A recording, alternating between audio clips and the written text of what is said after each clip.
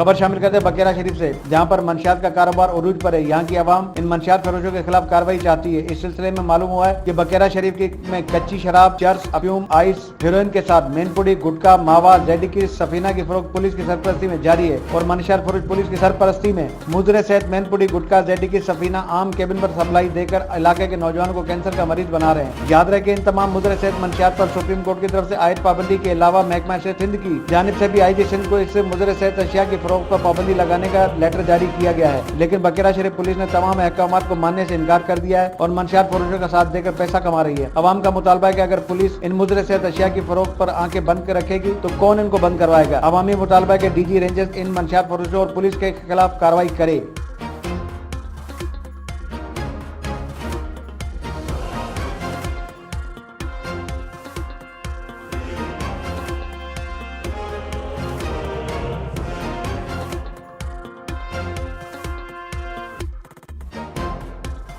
मजीद खबरों और अपडेट्स के लिए देखते रहिए हमारा YouTube चैनल HRJDO न्यूज।